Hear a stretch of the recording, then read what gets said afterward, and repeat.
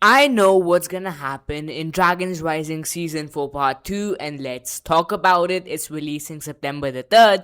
We already have official titles and descriptions, and based off of those, I'm gonna be running down what is gonna be the main storyline of Season 4 Part 2. Firstly, episode 11, Monster in the Monastery, is gonna start us off with the Weapon of Desolation basically emerging with a elemental monster inside of the monastery.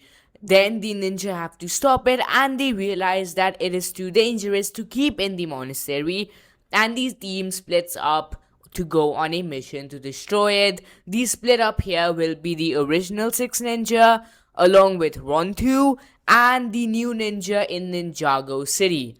Episode 12 is the Mech Master 10,000, which would probably occur for some unknown story related reasons, but this would be a race to Ninjago City which brings the ninja there, and something's gonna happen during the course of this race which leads into future plots for the new ninja that is. Episode 13, known as In the Pits.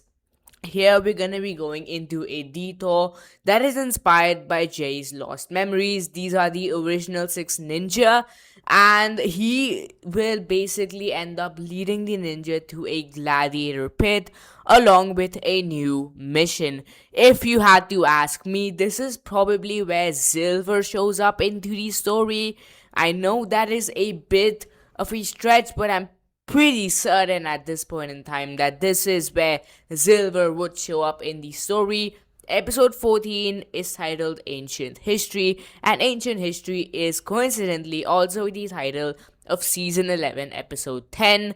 And this is where the new ninja plot or the young ninja plot is finally come to fruition, with the young ninja struggling with their public perception and Frack investigating the return of a possible villain.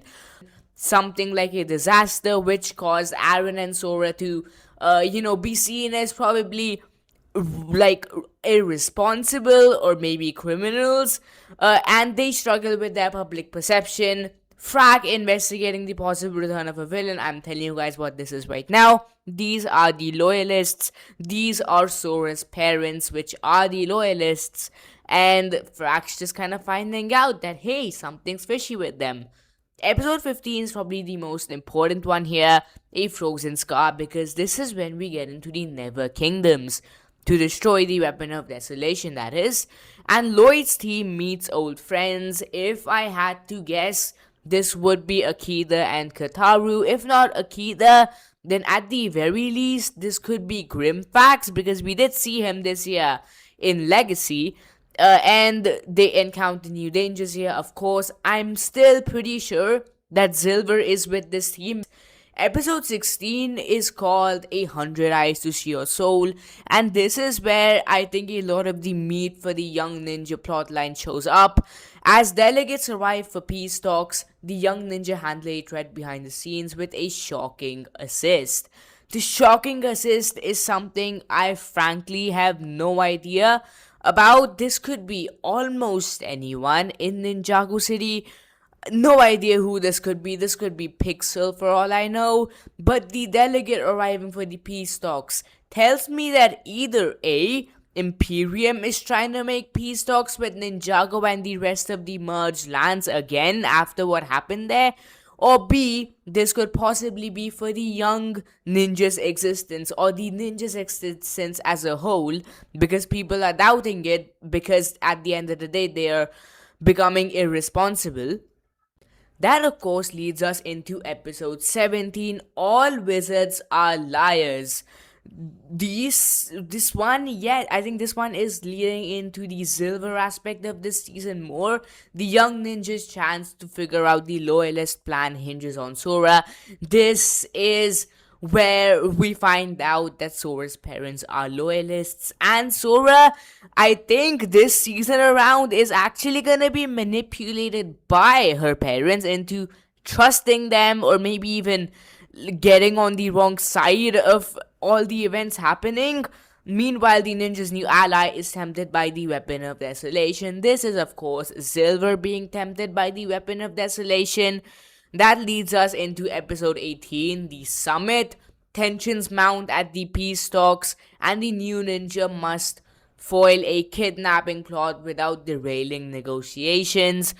I think this leads me more into the belief that this is actually them figuring out if the ninja should even exist as a team anymore because of what they've brought to the merged lands and the types of stuff, of course, that they've done.